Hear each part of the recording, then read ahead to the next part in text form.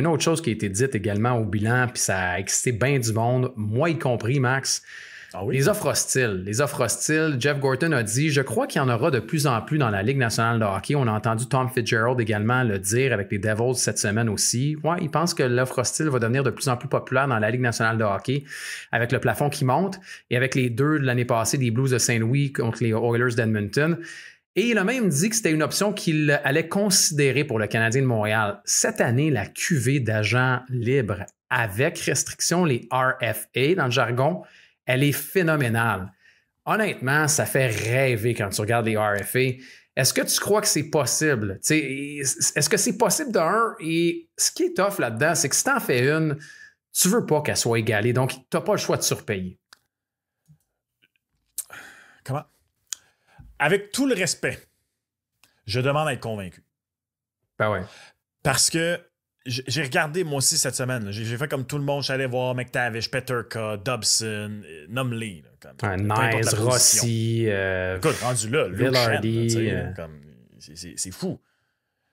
Il me semble que c'est parce que quand tu veux faire une offre hostile à succès qui fonctionne, quand tu regardes les offres hostiles qui ont fonctionné, exemple les deux Oilers la semaine passée, l'an dernier. Mais ça n'a pas de sens, par exemple, Max. L'année passée, tu n'aurais jamais dû laisser partir d'Illinois West. Non, jamais. Non, mais quand tu regardes les Oilers, quand eux avaient fait le coup aux Ducks avec Dustin Penner en 2007, si ma mémoire est bonne, faut que tu cibles une équipe qui va avoir qui va devoir faire un calcul de la gymnastique salariale pour pas être capable de garder son joueur. Pas juste grincer les dents et se dire je l'aurais pas payé tant que ça. T'sais, exemple, chez Weber, quand ça n'a pas fonctionné. Ryan O'Reilly, ça lui était arrivé. Je pense que c'est les Flames de Calgary qui avaient fait une offre hostile. Chez Weber, c'était les Flyers de Philadelphie qui avaient fait une offre hostile alors qu'ils étaient à Nashville. Bref, moi, je regarde toutes ces équipes-là puis je ne vois aucune équipe dans le trouble financièrement au point de faire « Hey, regarde, on prend les choix puis on laisse aller ce joueur-là. » On dirait que le seul que je pourrais y croire, c'est même pas parce qu'ils sont dans le trouble au niveau salarial, c'est en raison, malheureusement, de l'incompétence du DG, c'est JJ Peterka. Ouais, c'est sûr qu'on regarde les sabres, là, honnêtement. T'as JJ Peterka, t'as Bowen Byram également, qui l'est, puis t'as Jack Quinn. T'sais, est-ce que Jack Quinn est un gars qui a pas eu encore sa chance, qui peut devenir un Dylan Holloway, tu sais? Mais JJ Peterka, ce serait exactement le profil. Mais tu sais, ce qui me fait dire pour les Sabres de Buffalo, peut-être pour les gens à la maison, Peterka, c'est pas un joueur de centre. Là. Il joue à l'aile, mais c'est un gars qui a du chien, un sens de la compétition. C'est exactement le profil qu'on pourrait rechercher quand même chez le Canadien de Montréal.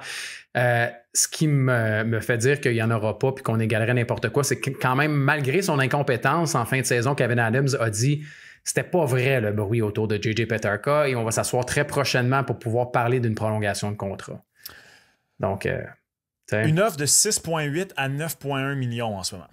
C'est un choix de première ronde en 2026, un choix de deuxième ronde en 2026, un choix de troisième ronde en 2026. C'est rien, Max. Je te pose la question. Ouais. Puisque tout le monde est excité sur Mason McTavish. Là, ben oui, c'est sûr.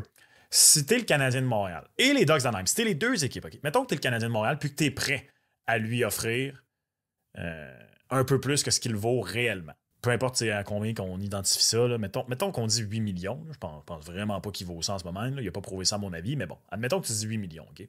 Les Ducks, est-ce qu'avant, tu appelles les Ducks d'Anaheim ben tu oui. dis, regarde, soit tu te ramasses à payer Mason McTavish 8 millions parce qu'on est prêt à y offrir, puis parce que je suis d'accord avec toi, ils vont à côté. Ou tu me l'échanges. On t'offre nos deux premiers choix cette année, le 16 et le 17. Qu'est-ce qui est le plus attrayant pour les Ducks, le 16 puis le 17, payer 8 millions ou pas payer 8 millions puis prendre le 1, le 2, le 3? En fait, dans cette option-là, je pense que le 1 puis le 2 puis le 3 prennent le bord. Oui. Tu sais, puis c'est intéressant parce que ça, les gens ne le savent peut-être pas, là, mais il y a tout le temps une négociation aussi pour les offres hostiles. Pas tout le temps, là, mais ça arrive souvent quand même. Puis Marc Bergevin l'avait bien dit aussi. Je pense que c'est l'entrevue qu'il a faite avec Pierre Lebrun, d'ailleurs, cette année, où il avait expliqué que pour Jesperi Kotkaniemi, on l'avait quand même contacté. Puis je pense que la demande avait été Seth Jarvis. Et on avait dit non. T'sais, on avait dit non avec raison, là, je pense. Et finalement, ben, quand les DG ne s'entendent pas, c'est comme OK, ben, on va faire l'offre hostile. Puis aussi, il faut dire que le joueur doit accepter l'offre pour qu'elle soit valide et publique. Ouais. Parce qu'il y a plein de joueurs dans la vie qui en ont reçu des offres hostiles, mais qui ont refusé. Et quand elles sont refusées, ça ne sort pas publiquement.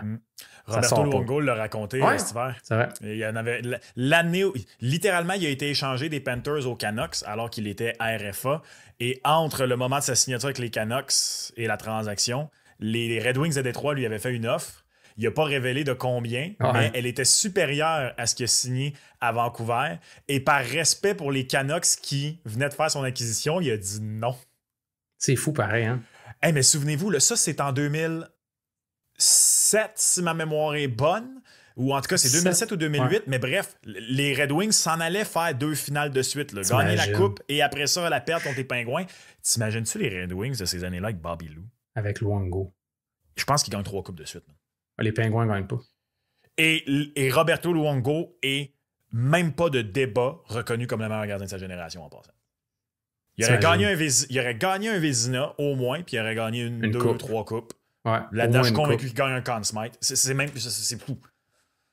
Quel gardien, Roberto Luongo? Bobby Lou aurait-tu accepté la frostine? moi, j'aime ça quand les joueurs sont capables de le dévoiler par après. Ça donne des bonnes informations, des bons jeux de coulisses aussi aux partisans de hockey. Aussi, c'est une histoire, en tout cas, moi, je trouve que c'est une histoire qui le fait bien paraître. Là, comme aussi, au niveau de la loyauté. Il n'y a personne après ça qui est venu contredire son info. Là, fait que, comme de la façon qu'il l'a formulé aussi, de les Canucks viennent de faire mon acquisition. Même que d'une certaine façon, ça vient peut-être un petit peu redorer son image auprès des fans des Canucks. Là. Tellement. Puis rappelez-vous, après, c'est le premier gars qui avait eu, après une date limite où il n'avait pas été échangé, il avait dit « My contract sucks ». Il dit « Je suis pogné ici, là, je peux rien faire ». Fait que finalement, non. Finalement, il a été échangé. Mais par après, ta question est bonne, Max. Où Pat Verbeek voit Mason McTavish dans l'échiquier des Ducks d'Anaheim? Et également, l'arrivée de Joel Kenville. L'arrivée de Joel Kenville... Non, mais on réfléchit ensemble, là. Mais, tu sais, le premier centre là-bas, c'est Leo Carlson. Oui. Après, tu vas faire quoi avec Cutter Gauthier? Tu vas le faire jouer à l'aile, j'imagine, de ce que j'ai vu, de ce qu'on a vu cette année. Beckett Seneke. Et surtout, si Mason McTavish n'avait pas terminé la saison comme il a terminé, je pense qu'on aurait écouté. Parce que ça a été une saison très décevante pour Mason McTavish. Mais dans les 15 derniers matchs, il a fini au point par match. C'était possiblement le meilleur joueur des Ducks également à l'attaque. C'est un gars qui a du chien, c'est un gars qui a 22 ans, c'est un gamer. C'est exactement le profil que le Canadien recherche. Si le Canadien de Montréal veut faire une offre hostile, oui, mais à mon avis, Pat Verbeek connaissant là, tout ce qu'on sait, là, on laisse passer des gars de même, puis on veut des gars qui ont du chien, qui vont... Tu peux pas laisser partir. Ils vont égaler.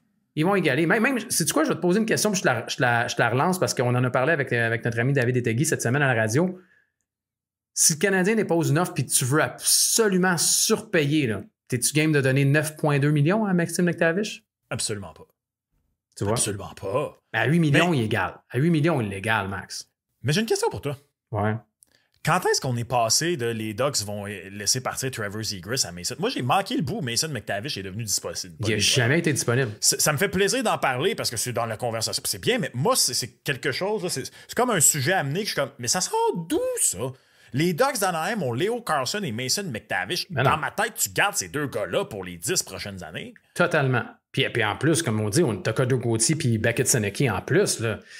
Non, mais je pense que le nom a commencé à sortir quand on a vu cette année qu'il n'y avait pas une bonne saison. Tu sais, quand les joueurs n'ont pas des bonnes saisons puis que tu en attends plus d'eux, c'est sûr qu'il y a des appels qui ont été placés. Mais après, je veux dire, est-ce que le DG est ouvert? Puis là, on en parle parce que c'est un gars qui est éligible à recevoir une offre hostile. Fait que, tu sais, le Canadien peut bien en déposer une offre hostile, comme il y a peut-être d'autres équipes. Là. On entend parler à gauche, à droite. Est-ce qu'il y a quelqu'un d'autre qui va en déposer une?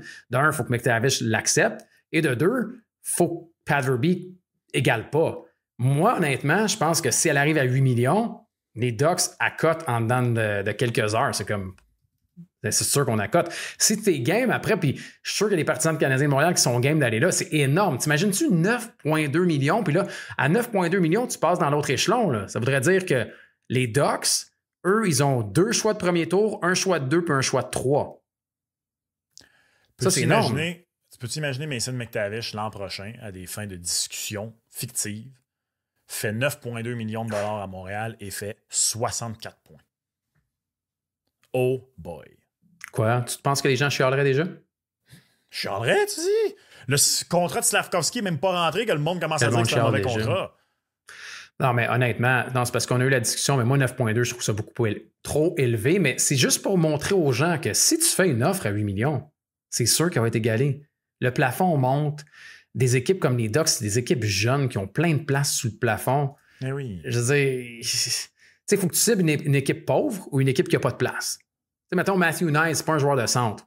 Mais Matthew Nyes, tu sais, avec Toronto, ça l'affaire, c'est que là, Marner n'est pas là, puis Tavares n'est pas là. Fait que si, tu sais, ils laisseront jamais partir Matthew Nyes aussi.